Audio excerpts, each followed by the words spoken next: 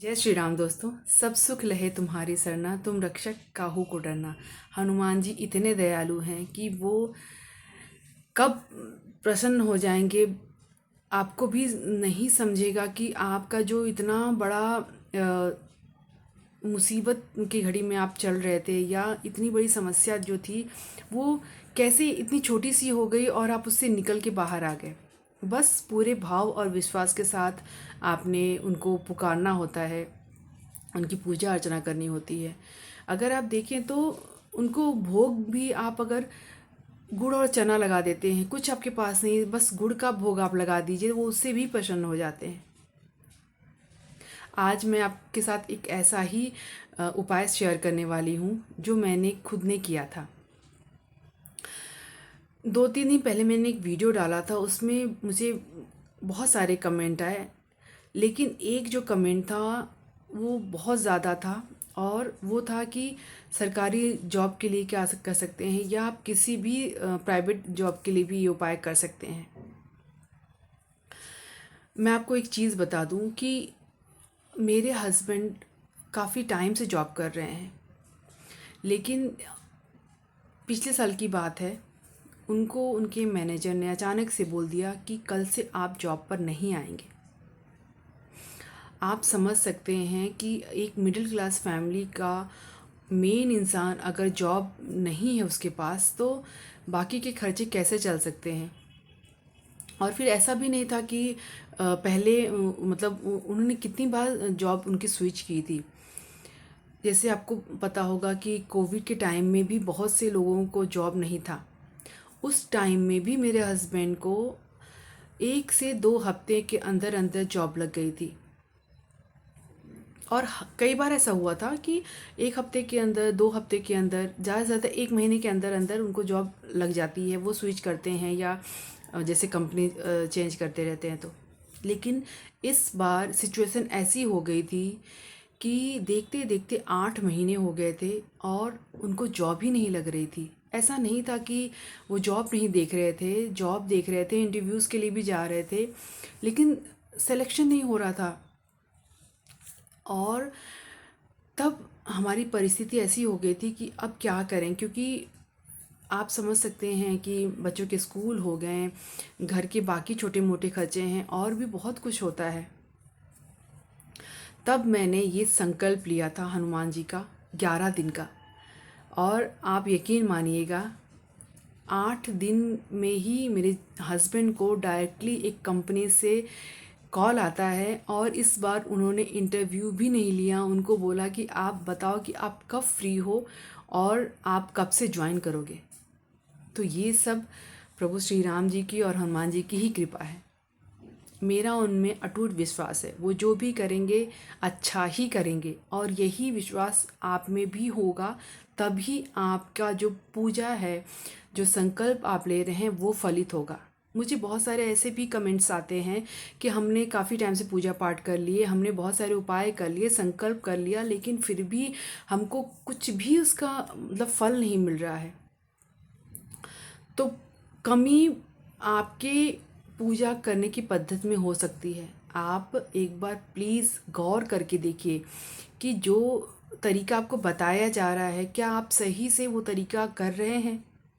आप लोग क्या करते हैं, वीडियो को स्किप करके देखते हैं, पूरा डिटेल में आप देखते ही नहीं हैं और फिर आप उपाय को कर लेते हैं और ऊपर से कमेंट आप करते हैं कि हमने तो सब कर लिया, कुछ भी नहीं होता है, सब झूठ है, फेक है। ऐसा नहीं है। मेन चीज़ है कि आप अगर एक गुड़ की डली भी उनको चढ़ा देंगे ना, और वो भाव से आप चढ़ाएंगे ना, तो वो बूंदी के लड्डू, बेसन के लड्डू से भी बड़ी चीज़ हो जाएगी। बस वो आपके भाव के भूखे हैं, उनको कुछ और दिखावे की ज़रूरत ही नहीं है। मैंने ये उपाय जो है वो शनिवार को स्टार्ट किया था। वैसे मैं हर बार मंगलवार को ज़्यादा मतलब ये करती हूँ, क्योंकि मुझे मंगलवार बहुत पसंद है और मैं जब भी कुछ भी संकल्प लेती हूँ, कोई भी प्रार्थना वगैरह करती हूँ, तो मंगलवार को मेरा बहुत जल्दी फलित होता है। मैंने मंगलवार के व्रत भी स्टार्ट किए हैं। लेकिन उस टाइम में सिचुएशन ऐसा था कि मैं मंगलवार का वेट नहीं कर पा रही थी और मैंने शनिवार को ही संकल्प लिया और मेरा संकल्प फलित हुआ। आपको करना क्या है, सुबह अगर आप जल्दी उठ सकते हैं तो आप ब्रह्म मुहूर्त में उठ जाइए। 3 से 5:30 का ये जो टाइम है वो ब्रह्म मुहूर्त होता है, अमृत वेला बोलते हैं। उस टाइम में आपकी की हुई पूजा या प्रार्थना बहुत फलित होती है। ठीक है, या तो आप शाम के टाइम पे करिए। शाम में भी आपको कोई मतलब ऑफिस का ये नहीं रहता है कि हस्बैंड को ऑफिस जाना है या मतलब आपके फैमिली मेम्बर कोई, आपको खुद अगर आप कर रहे हैं शाम के टाइम में आप फ्री होते हैं, आपका माइंड फ्री होता है और शांति होती है, तो उस टाइम में भी आप कर सकते हैं। लेकिन आपको टाइम का विशेष ध्यान रखना है कि टाइम एक ही होना चाहिए, 5 मिनट इधर उधर हो जाए लेकिन ज़्यादा नहीं। शाम के टाइम अगर आप कर रहे हैं तो 9 से 11 के बीच में आप करिए, वो टाइम बहुत अच्छा होता है। आपको करना क्या है, एक लकड़ी का पाटा लेना है, उस पर आपने रेड कलर का एक कपड़ा बिछा दीजिए और सबसे पहले आपने श्री राम दरबार को स्थापित करना है। ठीक है, उसके बाद आपने पंचमुखी हनुमान जी की एक फ़ोटो को स्थापित करना है। आपने एक मिट्टी का दिया लेना है और उसमें गाय का घी डालकर आपने कच्चा सूत वाइट कलर का जो होता है उसका अगर आप बाती बनाते हैं तो उसका, नहीं तो मौली धागा जो हम रक्षा सूत्र बांधते हैं उसका आपने बाती तैयार करनी है। ठीक है, ये आपने हनुमान जी के सामने जलानी है। उसके बाद भोग के लिए आप गुड़ चने का भोग रखेंगे, धूप दीप कर लेंगे, आप भोग प्रसाद दिखाएंगे। आपने एक कलश रखना है, तांबे का कलश, उसमें गंगा जल और तुलसी दल डालना है। साथ ही आपने एक गिलास में पानी रखना है, उसमें आपने गंगा जल तुलसी दल डालना है। आप जो भोग प्रसाद रखेंगे उसमें भी आपने तुलसी दल डालना है। उसके बाद आपने सबसे पहले संकल्प लेना है, थोड़ा सा अक्षत जल एक फूल लेकर आपने पहले तो गणेश जी से प्रार्थना करनी है कि आपकी जो भी पूजा है, आपकी जो मनोकामना है, आप जो संकल्प ले रहे हैं उसको निर्विघ्नता से वो पूरी करें और उसमें कोई भी विघ्न बाधा ना आए, क्योंकि गणेश जी आपकी सहायता करेंगे। क्योंकि कई बार ऐसा होता है कि जब कुछ नेगेटिविटी होती है ना, तब आपकी पूजा को उसको विघ्न डालना होता है, वो आपकी मनोकामना को पूरा नहीं होने देता है। जैसे कभी मन भटक जाना, कभी और कुछ मतलब ऐसी चीज़ें होती रहती है। तो इसलिए सबसे पहले आप गणेश जी की पूजा करेंगे। उसके बाद आपने वापस से थोड़ा सा जल, अक्षत, फूल और 1 रुपये का कॉइन लेना है हाथ में और अब आपने हनुमान जी से संकल्प लेना है। आपका नाम, आपका गोत्र, आपका जन्म स्थान, आप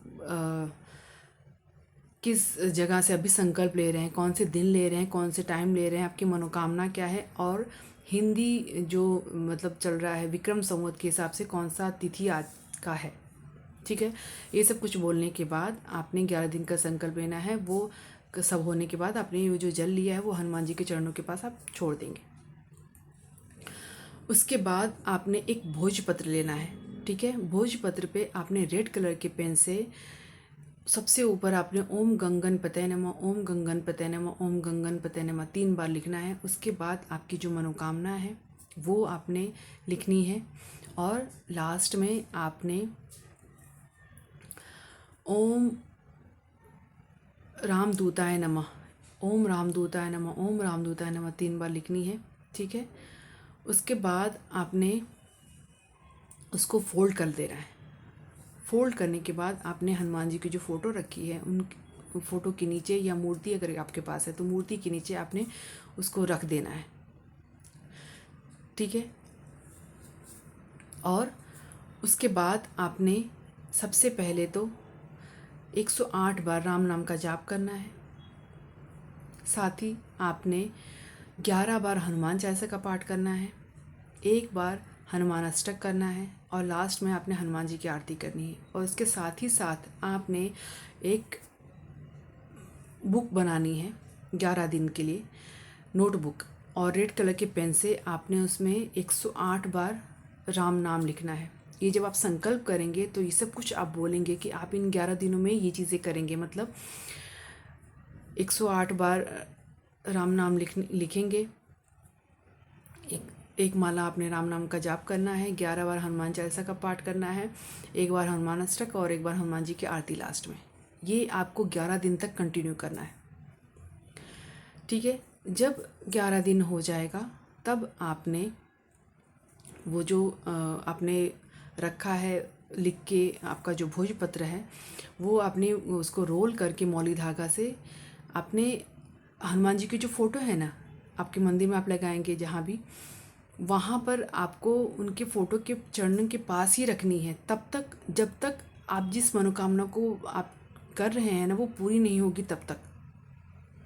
और जब वो मनोकामना आपकी पूरी हो जाएगी तब आप हनुमान जी के मंदिर में लेकर जाएंगे भोजपत्र। कुछ भोग प्रसाद आप ले लीजिएगा और कुछ दक्षिणा, जितना भी आपका सामर्थ्य हो, ले जाकर हनुमान जी के मंदिर में चढ़ाकर उनसे प्रार्थना करिएगा, राम नाम का जाप करिएगा जितना हो सके उतना, और एक बार हनुमान चालीसा का पाठ करिएगा।